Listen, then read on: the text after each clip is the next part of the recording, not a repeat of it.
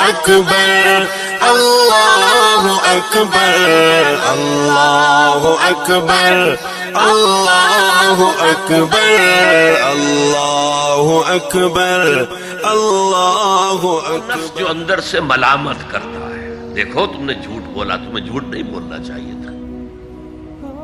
کسی اور نے ملامت کی یا نہیں کی، تمہارے اندر کوئی شے ہے جو ملامت کر رہی ہے۔ دیکھو تم نے فلاں شخص کا دل توڑ دیا، یہ اچھا کام نہیں کیا۔ یہ ہے لوامہ، جس کی قسم کھائی گئی، لا اقسم بیوم القیامت ولا اقسم بالنفس اللوامہ۔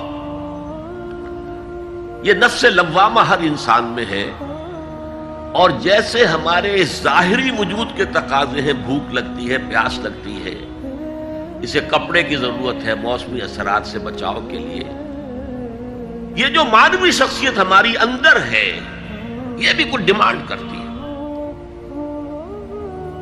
اور انسان اپنے آپ کو مطمئن کرتا ہے، ریشنلائز کرتا ہے، ٹھیک ہے یہ تو خرابیاں ہیں، لیکن میں نے یہ کام بھی تو آخر کیے ہیں نا۔ یہ انسان کی ایک لازمی ضرورت ہے، اپنے ضمیر کو مطمئن کرنا۔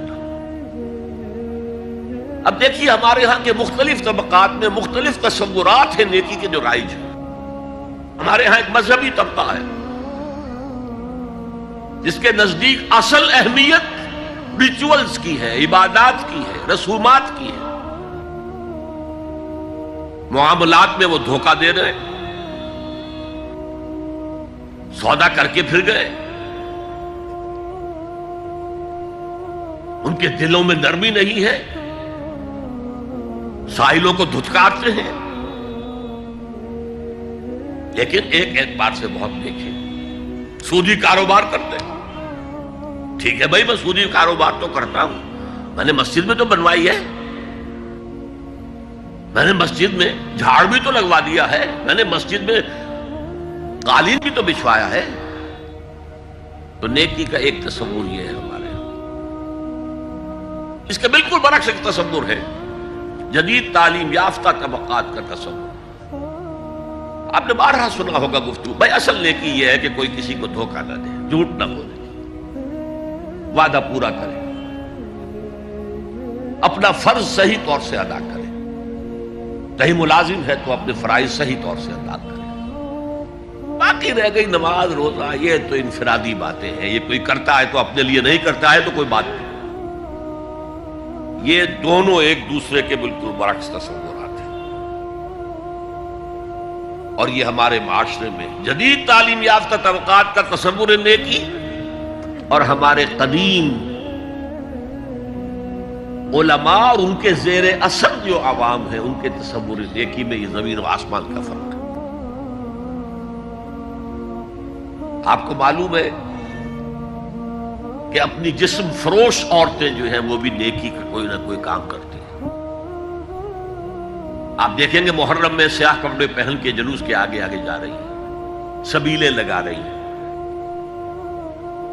مختلف مزاروں میں جب عرس ہوتا ہے وہاں جاتی ہیں، دھمال کھیلتی ہیں، وہی سیاہ کپڑے پہن کے، وہ بھی اپنے آپ کو مطمئن کرتی ہیں۔ مشہور ہے ایک واقعہ شہنشاہ عالمگیر اورنگزیب کا، اس نے دلی میں گانے بجانے پر پابندی لگا دی۔ اب ظاہر بات ہے جن کا یہ پیشہ تھا ان کا دھندا ختم تو آمدنی ختم، لاکھ کوششیں کی لیکن اورنگزیب ٹس سے بس نہیں ہوا۔ پھر انہوں نے ایک عجیب ترکیب کی، وہ دریائے جمنا بالکل ساتھ بہتا تھا، یہ قلعہ اس شکل میں بنایا گیا تھا، اب تو ذرا فاصلے پر، تو ایک کشتی میں وہ جمع ہو گئے، سازندے بھی اور ساز بھی اور گاتے بجاتے ہوئے۔ انہیں معلوم تھا فلاں وقت جو ہے بادشاہ جھروکے میں بیٹھ کر دریا کی سیر کرتا ہے، وہاں سے گزرے اور ایک شعر گاتے ہوئے گزرے، در کوئے نیک نامی مارا گزر نہ دارند، گر تو نمی پسندی تقدیر قضا را۔ در کوئے نیک نامی، یہ نیکی جو ہے اس کے کوچے میں ہمارا گزر ہی نہیں ہے۔ درکوئے نیک نامی مارا گزرنا دارن، یہ تو اللہ کی طرف سے فیصلہ ہے، اس کی مقرر کردہ تقدیر ہے. گر تو نمی پسندی تغییر کل قضارا، اگر تجھے پسند نہیں ہے تو تقدیر بدل دے. تو بادشاہ ہنس پڑا اور اس نے کہا کہ ٹھیک ہے بھائی، گانے بجانے کی حد تک تمہیں اجازت ہے. تو ہر ایک طبقے کا اپنا ایک تصور ہے نیکی کا. جیسے میں نے پہلے عرض کیا، بڑے بڑے ڈاکو جو ہیں وہ اپنے علاقے کے بیواؤں یتیموں کی سرپرستی کرتے ہیں، ویسے نہایت درندگی، سفاکی، انسانی جان کی کوئی حیثیت ہی نہیں. تو نیکی اصل میں کس شے کا نام ہے، کون سی چڑیا کا نام ہے، نیکی حقیقت میں کیا ہے، وہ ہے اس آیت کا مضمون. میں مثال دیا کرتا ہوں، ایک عام قصہ ہے کہ کسی گاؤں میں پہلی مرتبہ ہاتھی آیا. اب وہاں نابینا لوگ جو تھے انہیں بھی پتہ چلا ایک عجیب جانور آیا ہے. وہ آئے اور کسی نے اس کی ٹانگ کو ٹٹولا. اس نے کہا ہاتھی ایک ستون کے مانند ہے. کسی کا اس کے کان کے اوپر ہاتھ پڑا، اس نے کہا چھاج کے مانند ہے وہ. کسی نے پیٹ کو ٹٹولا، بہت بڑا ڈھول ہے وہ. بالکل یہی معاملہ ہے نیکی کے تصور کے بارے میں. اڑائے کچھ ورق لالے نے، کچھ نرگس نے، کچھ گل نے. چمن میں ہر طرف بکھری ہوئی ہے داستان میری. کسی نے نیکی کا ایک حصہ لے لیا، کسی نے دوسرا لے لیا، کسی نے تیسرا لے لیا. وہ مکمل سراپا نیکی، حقیقی نیکی کس میں ہے، یہ ہے اس آیت کا مضمون. اب چوتھے نمبر پر یہ تمہیدی باتیں جو میں عرض کر رہا ہوں، اس آیت کا پس منظر کیا ہے جسے ہم کہتے ہیں شان نزول. کیا بحث چل رہی تھی جس میں ہدایت کے لیے یہ آیت نازل ہوئی؟ ذہن میں رکھیے کہ تحویل قبلہ اس آیت کا پس منظر ہے، شان نزول ہے. آپ کو معلوم ہے مکے میں جب تک حضور رہے، آپ جب نماز پڑھتے تھے تو آپ جنوبی جانب کھڑے ہوتے تھے، یعنی رکن یمانی اور وہ کونا کہ جس میں حجر اسود نصب ہے، ان دونوں کے درمیان کھڑے ہوئے کعبے کی طرف رخ کیا. تو اسی رخ پر بیت المقدس بھی ہے. اسے کہتے ہیں استقبال قبلتین، دونوں قبلوں کا بیک وقت استقبال ہو گیا، رخ ہو گیا دونوں طرف، خانہ کعبہ کے بھی اور بیت المقدس کے بھی. مدینے میں آ کر تو یہ ناممکن ہے. اب اگر کعبے کی طرف رخ کرو گے تو بیت المقدس کی طرف پشت ہو جائے گی، وہ شمال میں ہے، یہ جنوب میں ہے. اگر بیت المقدس کی طرف رخ کرو گے تو کعبے کی طرف پیٹھ ہوگی. لیکن آپ کو معلوم ہے کہ حضور نے 16 یا 17 مہینے مدینے آنے کے بعد بیت المقدس کی طرف رخ کر کے نماز پڑھی. اب ایک شکل تو یہ ہے کہ یہ حضور کا ذاتی اجتہاد ہو اور اس کو اللہ نے تسلیم کر لیا ہو کہ ٹھیک ہے، یہ بھی ممکن ہے. اسے تقریر کہتے ہیں اصطلاح میں. حدیث کس چیز کا نام ہے؟ حضور کا قول یا فعل یا تقریر. پہلی دونوں چیزیں تو آپ جانتے، قول اور فعل. یہ تقریر کیا ہے؟ حضور کے سامنے کوئی کام کیا گیا اور حضور نے نہیں روکا، تو امپلائڈ ہے اس کے اندر کہ یہ کام حرام نہیں ہے، حضور کے سامنے ہوا ہے، آپ نے روکا نہیں. تو اگر یہ ذاتی اجتہاد تھا تو تقریر ہو گئی اس کی اللہ کی طرف سے. لیکن زیادہ غالب پہلو یہ ہے کہ یہ اللہ کے حکم سے حضور نے کیا، اور یہ حکم وحی خفی کے ذریعے سے آیا، اس لیے کہ قرآن مجید میں اس کا ذکر نہیں ہے کہ اللہ نے حکم دیا ہو کہ اے محمد صلی اللہ علیہ وسلم اب آپ اور آپ کے ساتھی بیت المقدس کی طرف رخ کر کے نماز پڑھے. یہ نہیں ہے. تو یہ وحی خفی، وحی جلی، وحی خفی، دو قسم کی وحیاں حضور کو ہوتی تھی. نبی کے لیے تو وحی خفی بھی وحی جلی کے حق اسی کے حکم میں ہے، لیکن عام آدمی کا کوئی ولی اللہ بڑے سے بڑا ہو، اس کی بھی اس کا کشف، اس کا الہام حجت نہیں ہے دین میں. بہرحال یہ شاید حضور کو اللہ نے وحی خفی کے ذریعے حکم دیا. اس کا ایک بہت بڑا سیاسی فائدہ ہوا حضور کو، اور وہ یہ کہ مدینے میں آ کر آپ کا واسطہ پڑا یہودیوں سے. وہ بہت منظم تھے، تعلیم یافتہ تھے، بہت کلچرڈ تھے. ان کے ہاں فقہا تھے، ان کے ہاں مفتی لوگ موجود تھے. اگر فوری طور پر تصادم یہود کے ساتھ ہو جاتا تو حضور کے قدم مدینے میں جمنا آسان نہ ہوتا. یہ جب آپ نے بیت المقدس کی طرف رخ کر کے نماز پڑھی تو یہودیوں نے سمجھا چلو کوئی بات نہیں ہے، تو ہمارے کیمپ فالوورز ہیں، ہمارے قبلے کا رخ کر رہے ہیں، لہذا فوری طور پر ان کی طرف سے کوئی مخالفت وہ پیش نہیں آئی. اور اس 16 مہینے میں حضور کو اپنے قدم جمانے کا مدینہ منورہ میں پورا موقع مل گیا. بلکہ پہلے 6 مہینے اس میں جو ہے بہت ڈیسائسو ہے. 3 کام آپ نے 6 مہینے میں کیے ہیں تو بالآخر بہت ہی زیادہ فیصلہ کن ثابت ہوا. نمبر 1 یہ کہ آپ نے مسجد نبوی کی تعمیر کر لی.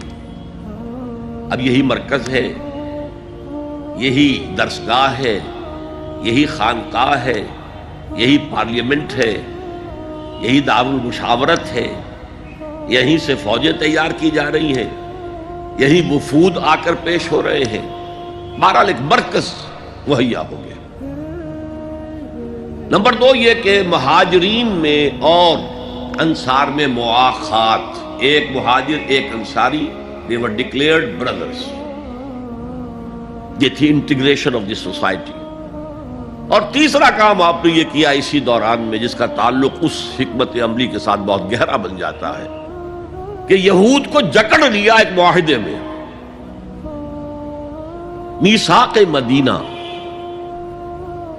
کہ اگر مدینے پر کوئی باہر سے حملہ آور آیا تو ہم سب مل کر واحد امت کی حیثیت سے مدینے کا دفاع کریں گے. جوائنٹ ڈیفنس آف مدینہ کا پیکٹ ہو گیا. اور یہ چیز بھی حضور کی کامیابی میں بہت فیصلہ کن ثابت ہوئی.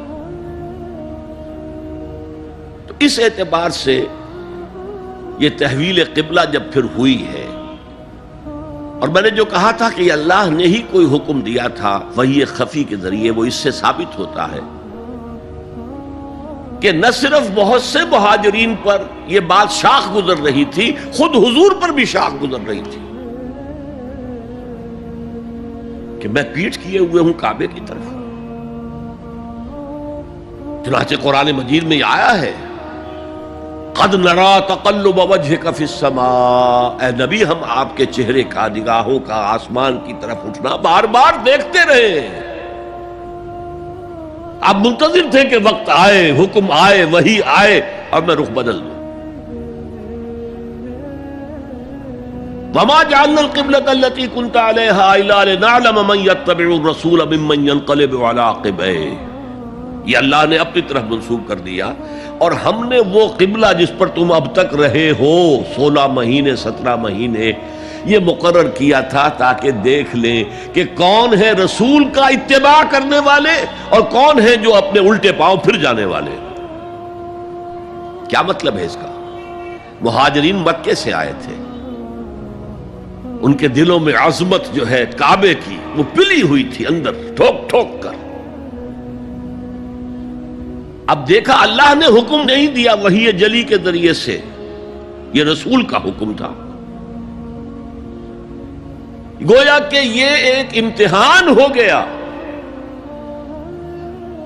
کہ کہیں تمہاری حمیت جاہلی، تمہاری محبت جو تمہیں کعبے سے ہے وہ تمہیں اسلام سے پھیر تو نہیں دیتی. آیا تم رسول کے حکم کو مقدم رکھتے ہو اور اپنی کسی سابقہ حمیت، جسے حمیت جاہلی ہم کہہ دیں گے، اس کو مقدم رکھتے ہو. یہ ایک سخت امتحان تھا جس میں کہ اہل مکہ جو مہاجرین تھے وہ مبتلا کیے گئے. اور خاص طور پر یہ بات کہ رسول کا حکم ماننے کی تاکید، چاہے ابھی قرآن میں کوئی آیت نہیں آئی ہے، لیکن حقیقی مومن کے لیے رسول کا فرمانا بھی ایسے ہی ہے جیسے کہ اللہ کا فرمانا۔ اس کی تربیت بھی ہو گئی، لیکن یہ کہ اکثر کا معاملہ یہ تھا کہ یہ معاملہ شاخ گزر رہا تھا،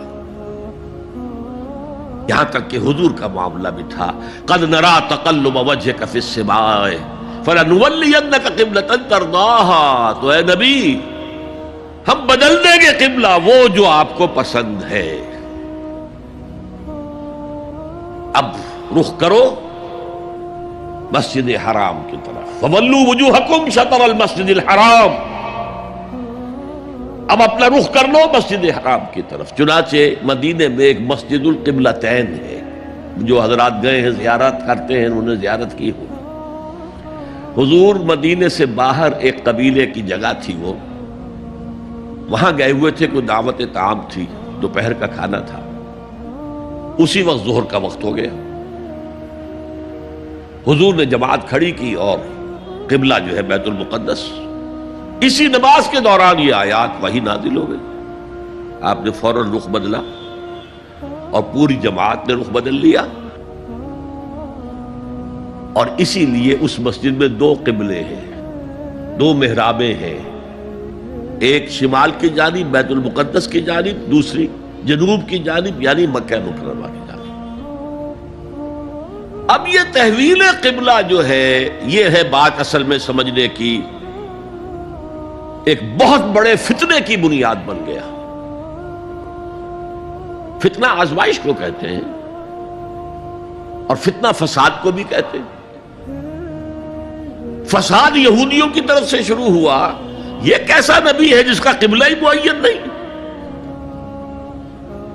ابھی یہ شمال کی طرف رخ کر کے نماز پڑھ رہا تھا، اور اب اس نے جو ہے جنوب کی طرف رخ کر لیا۔ کیسا رسول ہے یہ؟ کیسا نبی ہے؟ حضور کے خلاف لوگوں کو بھڑکانے کا انہیں اب ایک موقع ہاتھ آ گیا، اور آپ کے علم میں ہے کہ اوس اور خزرج کے جو عوام ہیں وہ یہود کے بہت زیر اثر تھے، بہت زیر اثر تھے۔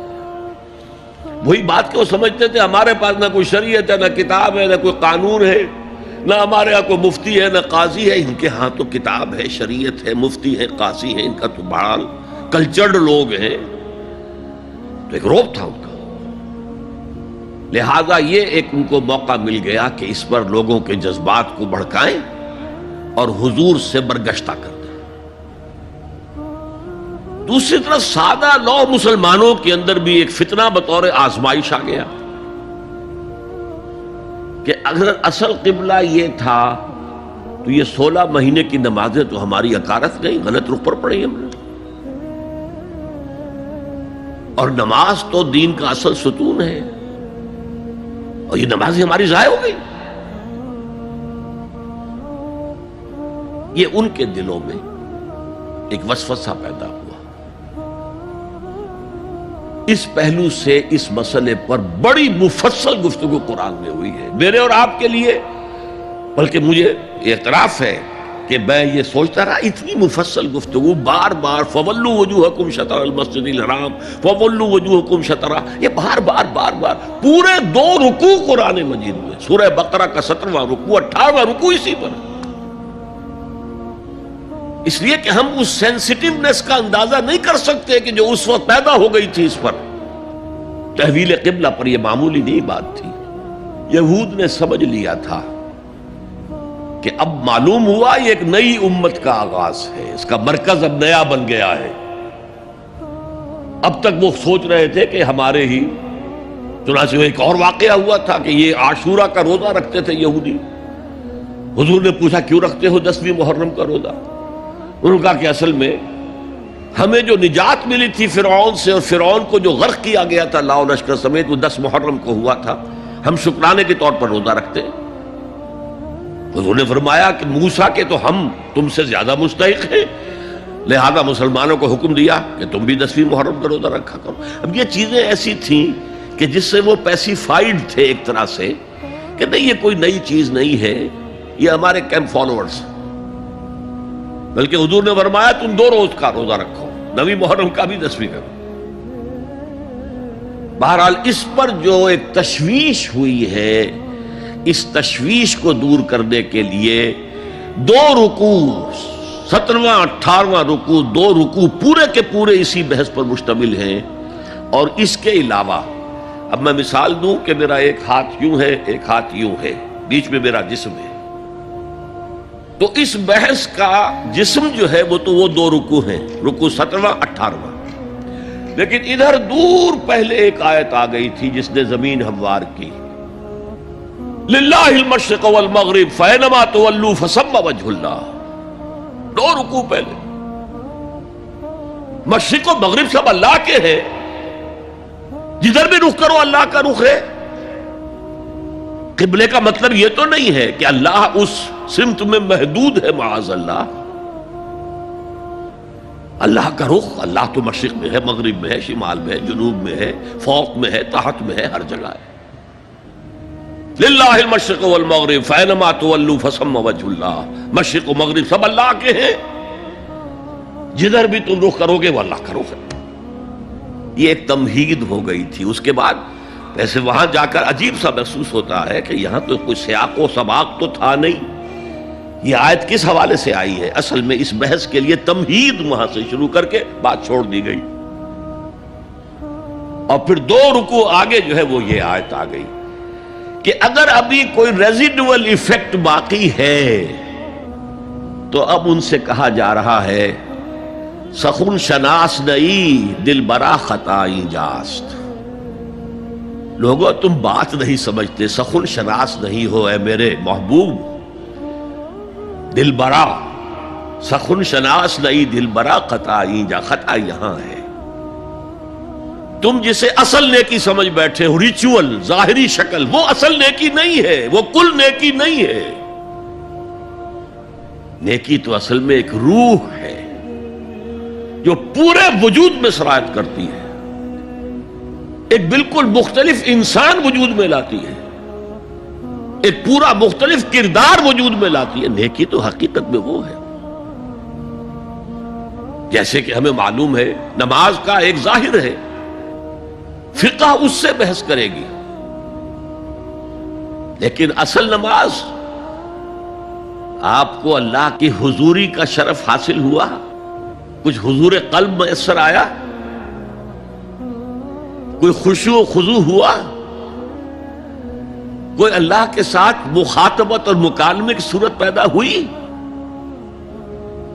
کیا تم نے جب سجدہ کیا تو محسوس کیا کہ تم نے اپنے رب کے قدموں پر اپنا سر رکھ دیا ہے؟ اگر یہ نہیں ہے تو ٹھیک ہے، فقہی نماز ادا ہو گئی، اصل نماز تو ادا نہیں ہوئی، نماز کی روح تو تم نے نہیں پائی۔ تو ہر شے کا ایک ظاہر ہے اور ایک اس کی روح ہے، باطنی روح۔ ہم اپنی مجبوری سے ظاہری ہی بات کو دیکھ سکتے ہیں، روح تو ہماری نگاہوں کے سامنے ہے نہیں، جس کا نتیجہ یہ نکلتا ہے کہ صرف ظاہر ہی ظاہر رہ جاتا ہے، روح کی طرف توجہ ہی نہیں ہوتی۔ اور یہی سب سے بڑا الزام، سب سے بڑی تنقید حضرت مسیح کی تھی یہودیوں پر۔ تم مچھر چھانتے ہو اور سموچے اونٹ نکل جاتے ہو۔ ظاہری معاملات میں، فقہی معاملات میں بحثیں ہو رہی ہیں، مفصل بحثیں ہو رہی ہیں، اور کفر کے فتوے لگ رہے ہیں، تم نے اگر یہ کر دیا تو یہ ہو گیا، اور سموچے اونٹ نکل رہے ہو، حرام کاموں میں تم ملوث ہو، سود تم لے رہے ہو۔ یہ ہے کہ تمہارا معاملہ سارا کا سارا دین کی ظاہر سے رہ گیا۔ اور یہ جو فرمایا کہ تمہاری مثال ان قبروں کی سی ہے جن کے اوپر تو سفیدی کر رکھی ہے لیکن اندر گلی سڑی ہڈیوں کے سوا کچھ نہیں۔ روح دین سے تم ناآشنا ہو چکے ہو، محبت خداوندی تم میں نہیں ہے، لیکن ظاہر پرستی ہے، مظاہر پرستی ہے، ریچولزم ہے، تمہارا دین یہ بن کر رہ گیا۔ آج ہمارے ہاں بھی صورتحال مختلف نہیں ہے، میں عرض کر چکا ہوں۔ سب سے بڑا طبقہ ہمارے ہاں ظاہر بات ہے کہ جو ہمارے علماء کے زیر اثر ہے، اور وہ فقہاء ہیں، اور فقیہ کا کام ہی ہے کہ وہ ظاہر سے بحث کرے، باطن سے تو بحث نہیں کر سکتا۔ لہذا ریچولز ہی ریچولز رہ گئے ہیں، حقیقی روح ہر شے کی ختم ہو چکی ہے. رہ گئی رسم اذاں روح بلالی نہ رہی، اور فلسفہ رہ گیا تلقین غزالی نہ رہی. نماز و روزہ و قربانی و حج یہ سب باقی ہے، تو باقی نہیں. اب آئیے اس پر غور کیجئے. جو میں نے عرض کیا تھا لیس البر، اب زبر اور پیش میں زمین و آسمان کا فرق ہو جاتا ہے. لیس البر ہوتا جیسا کہ ہے سورہ بقرہ میں آگے جا کر، لیس البر ان تاتوا البیوت من ظہورہا. ان کے ہاں یہ قاعدہ تھا یا ایک رواج ہو گیا تھا کہ اگر احرام باندھ کر گھر سے نکل آئے اور اب کسی ضرورت سے گھر جانا پڑا، دروازے سے نہیں داخل ہوں گے، ایک دفعہ احرام باندھ کے نکل آئے، اب کیسے جائیں واپس؟ تو گھر کے پچھواڑے سے دیوار پھلانگ کے جاتے تھے. تو وہاں کہا یہ کوئی نیکی نہیں ہے. لیس البر ہوتا تو اس کا مطلب ہوتا سرے سے کوئی نیکی نہیں ہے، یہ تو ہمارا من گھڑت ایک خیال ہے. لیس البر یہ خبر ہے جسے مقدم کیا گیا ہے، اور اس کا مفہوم اب ہو گیا حصر کا. کل نیکی یہ نہیں ہے، یعنی نیکی کا ظاہر بھی ضروری ہے. یہ نہ سمجھو کہ نماز کا ظاہر کوئی معنی نہیں رکھتا. طہارت حاصل ہوئی ہے یا نہیں ہوئی ہے، وضو صحیح ہوا ہے یا نہیں ہوا ہے، جو پانی استعمال کیا تھا وہ بھی پاک تھا کہ نہیں تھا، یہ ساری چیزیں ضروری ہیں. دین کا ظاہر بھی ضروری ہے. یہ نہ نفی کیجئے کہ ان فقہا کا کیا ہے، ظاہر ہی کو لیتے ہیں. ہمارے ہاں بعض جو ہے انتہا پسند جو ہے، جو ملنگ ٹائپ صوفی ہوتے ہیں، ایک تو حقیقی کوئی صوفی ہو، ایک ملنگ ٹائپ، وہ ان تمام چیزوں کو چھوڑ بیٹھتے. جیسے میں نے آپ کو شعر سنایا تھا اور اختلاف بھی کیا تھا، مولانا روم نے کچھ زیادتی کی ہے، سختی کی ہے، انداز بیان اچھا نہیں ہے کہ ماز قرآن مغزہ برداشتیم استخاں پیش سگاں انداختیم. ہم نے قرآن سے اس کا اصل مغز جو ہے وہ کشید کر لیا ہے، ہڈی کا گودا ہم نے کھینچ لیا، اب ہڈی خالی ہمیں پھینک دی ہے. یہ ہمارے صوفیہ میں سے بعض کا طرز عمل رہا ہے جو غلط ہے. نہیں، ظاہر بھی اہم ہے، ظاہر بھی نیکی ہے. صلو کما رأیتمونی اصلی، نماز پڑھو اسی طرح جیسے مجھے دیکھتے ہو کہ میں نماز پڑھتا ہوں. ظاہر بھی کنفرم کرنا چاہیے اس کے ساتھ، لیکن اصل شے نماز میں توجہ ہے، انابت ہے، خشوع ہے، خضوع ہے، حضور قلب ہے. لہذا یہاں ترجمہ ہوگا کل نیکی یہی نہیں ہے کہ تم اپنے چہرے مشرق اور مغرب کی طرف کر لو. یہ تو ایک ظاہر ہے. اور اس میں مجھے غالب کا شعر یاد آ رہا ہے، قبلے کو اہل نظر قبلہ نما کہتے ہیں، ہے پرے سرحد ادراک سے اپنا مسجود. جسے ہم سجدہ کر رہے ہیں وہ تو ہمارے ادراک اور شعور اور وہم اور خیال اور تصور اور تخیل سے وراء الورا وراء الورا وراء الورا ہے. پرے سرحد ادراک سے اپنا مسجود.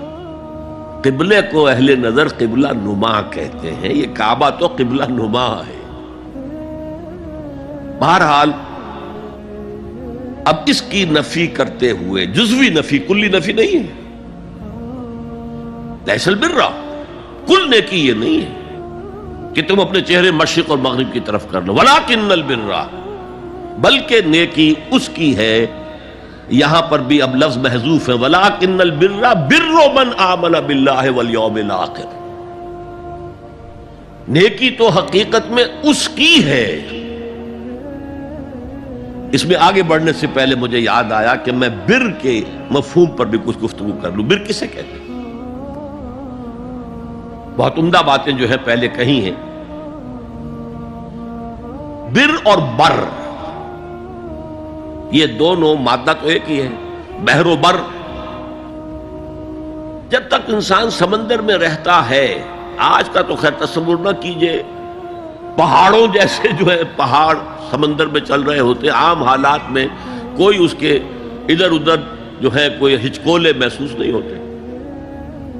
لیکن پرانے زمانے کے سمندر کا تصور کیجئے تو ہر وقت وہ ہے آدمی غیر مطمئن ہوتا تھا، اسی وقت کچھ ہو سکتا ہے، ہچکولا آ رہا ہے، ادھر سے آ رہا ہے، ادھر سے آ رہا ہے. تو دل میں ایک خوف سا رہتا تھا، ایک بے چینی سی رہتی تھی، عدم تحفظ کا ایک احساس رہتا تھا. بر پر خشکی پر آتے ہی اطمینان ہوں گے۔ تو یہ اصل میں انسان کے باطنی اطمینان کے لیے جو ابھی آپ نے فرمایا کہ نیکی وہ ہے کہ جس کو کر کے تمہیں خوشی حاصل ہو، اور فتویٰ اپنے دل سے لے لیا کرو، ما حاک فی صدرک، جو کچھ تمہارے سینے کے اندر جو کچھ جس سے خدبد ہو جائے، جس سے بے چینی ہو جائے، وہ اسم ہے، وہ گناہ ہے۔ الاسم ما حاک فی صدرک وکرہت ان یطلع علیہ، اور گناہ وہ ہے کہ جس کے بارے میں تمہیں یہ پسند نہ ہو کہ لوگوں کو اس کی اطلاع ہو، وہ گناہ ہے۔ اس میں بھی مجھے جیسے انگریزی کی ایک نظم کا سٹینزا جو ہے یاد آیا تھا،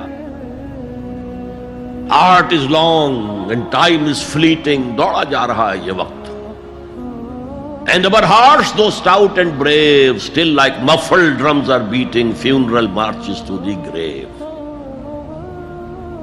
اپنے دل کی ہر بیٹ کے ساتھ ہم اپنی قبر سے قریب سے قریب تر، قریب سے قریب تر ہوتے جا رہے ہیں۔ اسی طرح کی ایک نظم ہے، بڑی پیاری نظم ہے، Charities that soothe and heal and bless are scattered over the feet of men like flowers۔ وہ بھلائیاں، وہ نیکیاں، وہ خدمت خلق، charities which soothe and bless and heals، دل کے اوپر مرہم سا رکھا جاتا ہے نیک کام کر کے، دل کو خوشی ہوتی ہے نیک کام کر کے۔ Charities that soothe and heal and bless are scattered over the feet of men like flowers۔ یہ تو ان پھولوں کے مانند ہے جو انسان کے قدموں میں پڑے ہوئے ہیں، جس کو چاہے اٹھا لے، جو چاہے اٹھا لے۔ No mystery is here, no special boon for the high and not for the low۔ The smoke ascends as high from the hearth of a humble cottage as from that of a haughty palace۔ دھواں اٹھتا ہے تو ایک کٹیا میں جو چورا جل رہا ہے اس سے بھی اٹھے گا تو جائے گا اوپر، اور محل کا کوئی بہت بڑا کچن ہے تو اس سے بھی اٹھے گا تو اوپر جائے گا۔ لہذا یہ غریب اور امیر کا فرق نہیں ہے، ہر شخص اس نیکی میں سے حصہ لے سکتا ہے۔ تمہارے پاس ایک روٹی تھی، تم نے آدھی دے دی کسی مانگنے والے کو، تمہارا حصہ ہو گیا، بہت بڑا حصہ ہو گیا۔ اور کسی بڑے امیر آدمی نے 150 جو ہے مسکین کو کھانا کھلا دیا، وہ اس کے قریب بھی نہیں آ سکے گا اجر و ثواب کے اعتبار سے اس شخص کے کہ جس کے پاس ایک ہی روٹی تھی اور اس نے آدھی دے۔ تو بر جو ہے حقیقت میں لیس البر ان تولوا وجوہکم قبل المشرق والمغرب ولکن البر من آمن باللہ والیوم الآخر والملائکۃ والکتاب والنبیین۔ میں بھی ایک زمانے میں اس پر کچھ متردد سا ہوتا تھا، کچھ سوچتا تھا، یہ نیکی کا تعلق تو ہم عمل سے سمجھتے ہیں، یہاں ایمان کی بحث کی کیا ضرورت ہے؟ ایمان تو ایک باطنی حقیقت ہے، نیکی جو ہے وہ ایک ظاہری خارجی حقیقت ہے۔ لیکن پھر سمجھ میں آیا کہ اصل نیکی وہ نیت ہے جس کے ساتھ وہ کام کیا جا رہا ہے۔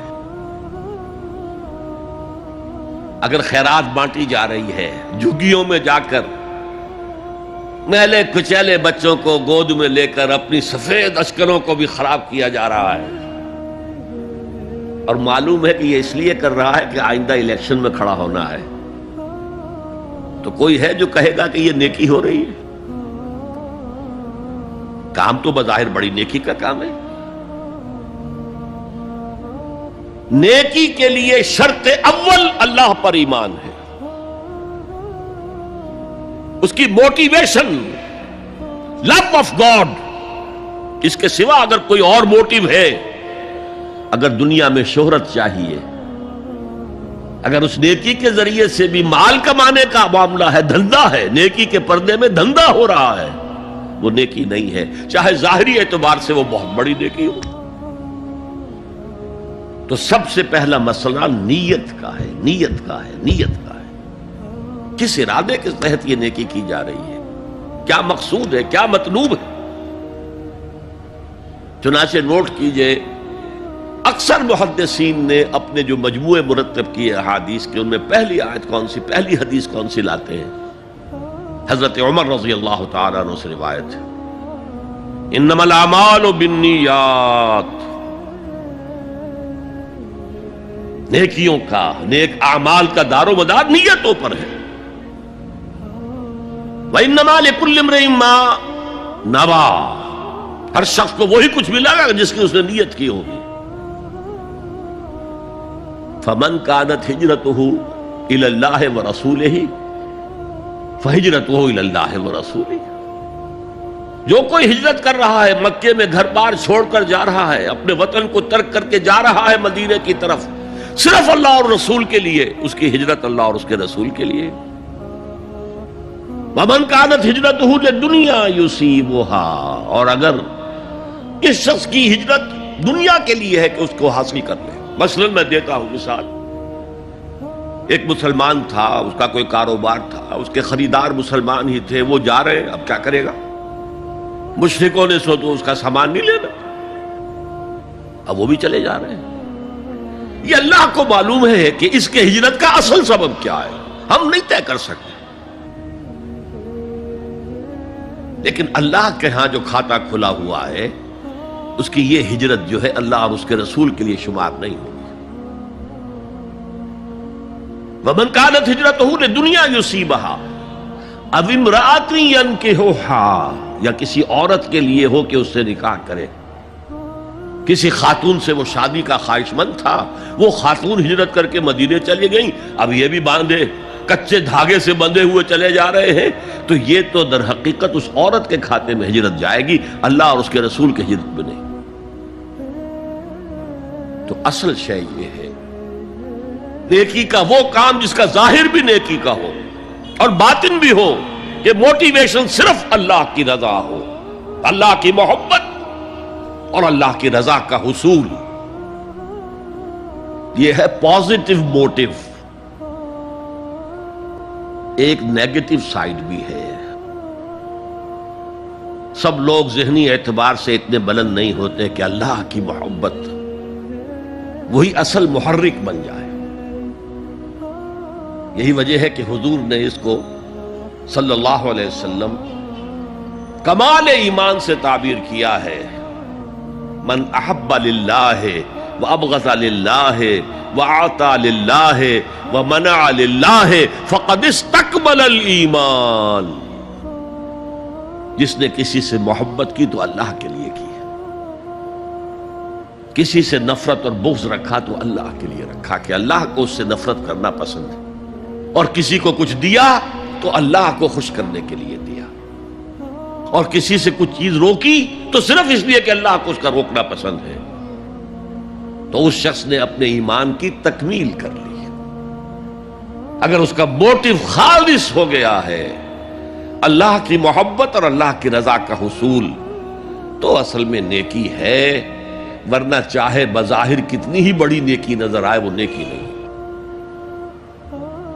لیکن جو لوگ اس حد تک نہ پہنچ پائے ہوں، استکمال ایمان تک، تکمیل ایمان تک، تو ان کے لیے ایک اور موٹیو بھی ہے، والیوم الآخر، قیامت کا دن، جزا و سزا کا یقین، اللہ کا خوف، آخرت کے محاسبے کا خوف۔ خوف بھی ایک بہت بڑا موٹیو ہے، بہت بڑی موٹیویٹنگ فورس ہے۔ اب میں یوں کہوں گا کہ اگر کسی عمل کا محرک ہے صرف اللہ کی محبت، اس کی رضا کا حصول اور آخرت کی نجات، تو وہ نیکی ہے۔ اگر یہ نہیں ہے، کوئی وطن پرست ہے، وطن کی محبت کی وجہ سے کوئی نیک کام کر رہا ہے، اس کا وہ کام وطن پرستی کے کھاتے میں جائے گا، خدا پرستی کے کھاتے میں نہیں جائے گا۔ کوئی قوم پرست ہے، اپنے قوم کی محبت میں کچھ کر رہا ہے، تو اس کا وہ نیک کام قوم پرستی کے کھاتے میں جمع ہوگا۔ خدا کی پرستش کے لیے نہیں۔ یہ ہے موٹیو کا فرق، اور یہ ہے موٹیو کی اہمیت، اور اس کا تعلق ہے ایمان باللہ اور ایمان بالآخرہ سے۔ ایک حدیث میں حضور نے فرمایا کہ قیامت کے دن سب سے پہلے 3 اشخاص کا معاملہ پیش ہوگا۔ ایک وہ تھا کہ جو اللہ کی راہ میں جنگ کرتا ہوا مارا گیا تھا، دنیا میں شہید سمجھا جا رہا تھا۔ ایک وہ تھا جسے اللہ نے علم بہت دیا تھا، اور اس نے علم کو پھیلایا، خوب پھیلایا۔ اور ایک وہ جس کے پاس جس کو اللہ نے بہت دولت دی تھی، اور اس نے دولت جو ہے نیکی کے کاموں میں، بھلائی کے کاموں میں، غربا، یتاما، مساکین کے لیے خرچ کیا۔ اب اللہ پوچھے گا ان شہید صاحب سے کہ دیکھو میں نے تمہیں صحت دی تھی، جسمانی قوت دی تھی، تم نے کیا کیا؟ وہ کہے گا اے اللہ میں نے تیرے لیے قتال کیا اور اپنی جان دے دی۔ اللہ فرمائے گا کذبتا، تو نے جھوٹ بولا، انک قد قاتلت لأن یقال جریء، تو نے تو یہ جنگ میں حصہ لیا تھا اس لیے کہ تیری شجاعت کا ڈنکا بج جائے، تیری جرأت کی شہرت ہو جائے۔ وقد قیلا، وہ کہا جا چکا، اب یہاں تمہارے لیے کچھ نہیں ہے۔ اور فرشتوں کو حکم ہوگا اور اوندے منہ گھسیٹتے ہوئے اس کو جہنم میں ڈال دیں گے۔ یہی حشر ہوگا اس عالم کا، تو نے وہ نیکی کا کام کیا تھا، لئن یقال عالم، کہا جا چکا دنیا میں، ڈنکا بج چکا تمہاری شہرت کا۔ اب اس میں نوٹ کیجئے، اگر کسی عالم کے علم کا ڈنکا بج جائے، اس کی اپنی نیت وہ نہیں تھی تو اس کے اندر کوئی خرابی نہیں ہے۔ یہاں معاملہ نیت کا ہے۔ اگر نیت یہ ہو کہ میرے علم کی شہرت ہو جائے، میرے ہاتھ چومے جائیں، مجھے نذرانے پیش کیے جائیں، تو پھر وہی حشر اس کا ہوگا کہ اوندھے منہ گھسیٹ کر جہنم میں ڈال دیا جائے۔ یہی حشر اس سخی کا ہوگا جس نے سخاوت کی تھی، جس کی سخاوت کے ڈنکے بج گئے تھے، اس کا بھی یہی حشر ہوگا۔ تو انما الاعمال بالنیات، اور یہاں نیکی کی بحث میں سب سے پہلے ولکن البر بر من آمن باللہ والیوم الآخر۔ اب جو والملائکۃ والکتاب والنبیین، ان تینوں کو جمع کر لیجئے، اس سے مراد ہے نبوت اور رسالت۔ ملائکہ وحی کا ذریعہ ہیں جو انبیاء تک لے کر آتے رہے۔ اس وحی کا جو ریکارڈ مرتب ہوا وہ کتابیں ہیں، اور جن پر وہ وحی آئی وہ نبی ہیں۔ ان تینوں کو جمع کر لیجئے، رسالت، ایمان باللہ، ایمان بالآخرہ، اور ایمان بالرسالت۔ اب اس کا تعلق کیا ہے نیکی کے ساتھ؟ یہ ذرا گہری بات ہے۔ دیکھیے نیکی کا جذبہ بھی، جو انسان کے پیشنز ہوتے ہیں وہ اندھے بہرے ہوتے ہیں۔ پیشنز، جذبات، نیکی بھی ایک جذبہ ہے۔ کبھی یہ جذبہ حد اعتدال سے تجاوز کر کے بدی بنا دیتا ہے، جیسے رہبانیت، ترک دنیا، شادی نہیں کروں گا، گھر گھرستی کا بکھیڑا مول نہیں لوں گا، بس اللہ سے لو لگاؤں گا۔ ظاہر بات ہے جس نے بھی فیصلہ کیا نیکی کے جذبے کے تحت کیا نا، لیکن اس کا جو نتیجہ نکلا اکثر و بیشتر پھر حرام کاری ہوئی۔ آپ عیسائیت کی جو ہے ہسٹری آف کرسچین موناسٹسزم، اس کا مطالعہ کیجئے، انہوں نے خود لکھا ہے کہ بظاہر راہب خانے ہیں، راہب اور راہبائیں رہتی ہیں، اور ان کے تہخانوں میں حرامی بچوں کے قبرستان ہو جاتے تھے۔ یہ نیکی کے جذبے نے بدی کو جنم دیا ہے۔ حضور کے ساتھ ایسا ہوا۔ 3 اشخاص آئے، انہوں نے حضور کی ازواج مطہرات سے معلوم کیا آپ رات کو کتنا وقت نماز میں لگاتے ہیں، آپ مہینے میں کتنے نفلی روزے رکھتے ہیں۔ اب جو کچھ انہیں بتایا گیا، حضور کی زندگی کھلی کتاب تھی، بتا دیا گیا۔ اتنا عرصہ جو ہے آپ رات کو تہجد پڑھتے ہیں؟ بتا دیا گیا مہینے میں اتنے روزے رکھتے، انہوں نے اسے کم سمجھا، فتقالوہا، قلیل سمجھا کہ یہ تو زیادہ نہیں ہے، ہمارا تو خیال تھا کہ آپ ساری رات ہی کھڑے رہتے ہوں گے۔ لیکن اپنے دل کو مطمئن کرنے کے لیے کہ حضور کی کہیں توہین بھی نہ ہو جائے، کہا جی انہیں تو ضرورت نہیں ہے، وہ تو معصوم ہی ہے، ان کی خطائیں اول تو ہوتی نہیں، اگر کوئی ہے بھی تو اللہ نے کہہ دیا قد غفر اللہ لک ذنبک ما تقدم منہا وما تاخر، اللہ نے تو معاف کر دی اگلے پچھلے سارے گناہ، میرے لیے یہ کافی نہیں ہے۔ ایک نے کہا میں پوری رات عبادت کروں گا، اپنی قبر بستر سے نہیں لگاؤں۔ دوسرے نے کہا کہ میں ہمیشہ ہر روز روزہ رکھوں گا، کبھی افطار نہیں کروں گا۔ تیسرے نے کہا میں کوئی شادی بیاہ نہیں کروں گا، یہ کھکیڑ میں نہیں پڑھوں گا میں۔ حضور کو خبر ہو گئی، آپ نے طلب فرمایا اور غصے کے انداز میں وہ الفاظ کہے کہ جو حضور سے بالکل متوقع نہیں ہے۔ واللہ انی لاتقاکم واخشاکم، خدا کی قسم میں تم سب سے زیادہ متقی ہوں اور سب سے زیادہ اللہ سے ڈرنے والا ہوں، لیکن میرا طریق یہ ہے کہ میں رات کو سوتا بھی ہوں اور نماز بھی پڑھتا ہوں،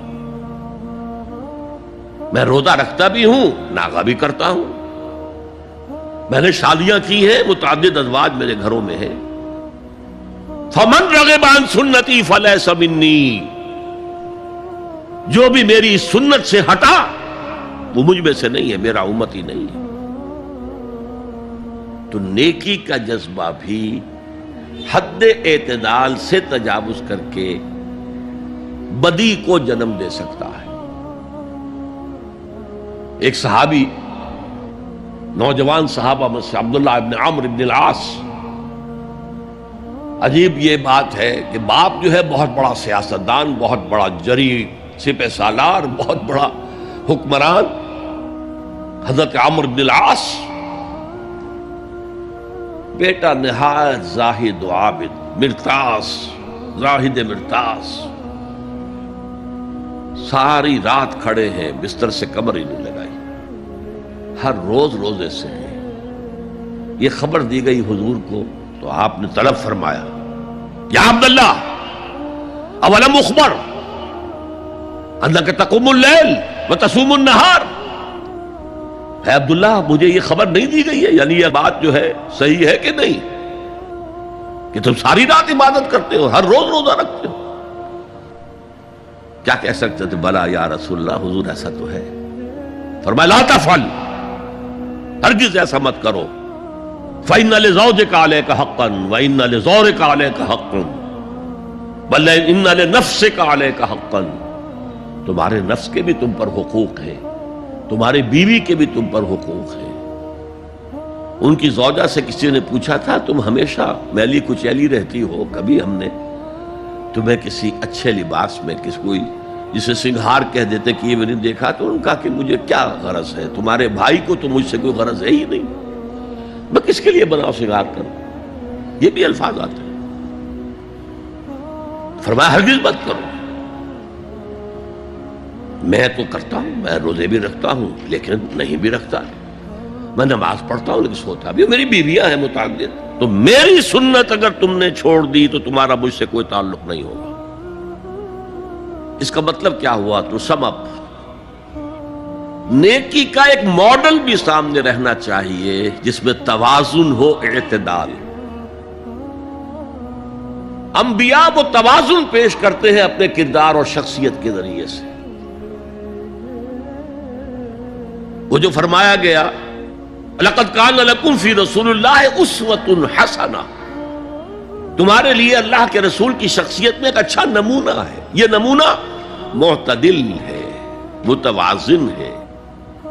حضرت عائشہ فرماتی ہیں حضور ہمارے مابین تشریف فرما ہوتے تھے، پیار اور محبت کی باتیں بھی ہوتی تھیں۔ حضور ہمارے ہاں کے جو ذرا زیادہ دیندار، جنہیں زیادہ مسالہ لگ جاتا ہے، وہ کرخت مزاج کے، گھروں میں بھی معلوم ہوا داخل کیا ہوا قیامت آ گئی ہے، تو اس طرح کا نہیں تھا معاملہ، اپنی بیویوں کی دل جوئی، ان سے محبت اور پیار کی باتیں. لیکن حضرت عائشہ فرماتی ہے کہ ہمارے درمیان بیٹھے ہوتے تھے اور پیار و محبت کی گفتگو ہو رہی ہوتی تھی، اذان کی آواز آتے ہی ایسے ہی اٹھ کر چل دیتے تھے جیسے ہمیں جانتے بھی نہیں کہ ہم کون ہیں. یہ توازن پیدا کرو، ترک دنیا نہیں، دنیا میں رہو اور پھر وہ کردار پیش کرو جو محمد نے پیش کیا صلی اللہ علیہ وسلم اور آپ کے صحابہ نے پیش کیا. دنیا میں رہتے ہوئے ترک دنیا اس معنی میں دنیا مقصود نہ بن جائے، مطلوب نہ بن جائے. لا مقصود الا اللہ، لا مطلوب الا اللہ، لا محبوب الا اللہ. تو یہ ہے اس نیکی کی بحث میں ایمان بالرسالت کا معاملہ. اب آگے چلتے ہیں. وَآتَ الْمَالَ عَلَىٰ حُبِّهِ، اور دیتا ہے وہ اپنا مال، یا دیا اس نے اپنا مال اس مال کی محبت کے باوجود، علی الرغم. جن حضرات نے ترجمہ کیا ہے کہ اللہ کی محبت کی وجہ سے ہی اللہ کی محبت میں وہ مال دیتے ہیں، یہ غلط ہے. جو بحث ہو چکی ہے، موٹیویشن تو ان کی درست ہو گئی، ایمان باللہ، ایمان بالآخرہ سے. اب آگے اس کے تکرار کی ضرورت نہیں ہے. اور عربی میں کسی کی محبت میں کوئی شے آئے تو فی یا لام آئے گا. علا آتا ہے مخالفت کے لیے، علی الرغم. مال محبوب ہے، کس کو نہیں ہے؟ زین للناس حب الشہوات من النساء والبنین والقناطر المقنطرۃ من الذهب والفضة والخیل المسومۃ والانعام والحرث. انسان کی سرشت کو اللہ سے زیادہ جاننے والا کون ہے؟ وہ فرما رہا ہے، سورہ آل عمران کی آیت ہے، مزین کر دی گئی ہے انسانوں کے لیے محبت بیویوں کی، بیٹوں کی، اور ڈھیروں مال کی، سونے کی اور چاندی کی، اور گھوڑے وہ کہ جو پیڈگری والے ہوں اور جو بہت اعلیٰ نسل کے ہوں، خیل المسومہ، نشان زدہ گھوڑے، اور مال ہو، بھیڑیں بکریوں کو گلے کے گلے ہوں، اور گائے اور بیل ہوں، اور یہ ساری چیزیں محبوب ہیں. اس محبت کے خلاف عمل کرتے ہوئے مال خرچ کرنا تبھی تو مجاہدہ ہے. تو جیسے اردو میں ہم علی الرغم کہتے ہیں، علی الرغم، باوجود اس کی محبت کے وہ خرچ کرتے ہیں. اب یہاں جو اصل نوٹ کرنے کا نقطہ ہے وہ کیا ہے؟ دیکھیے، اسلام کا جو نظام ہے دنیاوی، اس میں ایمان کے بعد پہلی شے نماز ہے. وہ جو کہا گیا ہے کہ قیامت کے دن سب سے پہلا محاسبہ نماز کا ہوگا. اور جب ہماری مسجدوں کے اندر لکھے ہوتے تھے فارسی کے اشعار، روز محشر کے جان گداز بود، اولی پرسش نماز بود.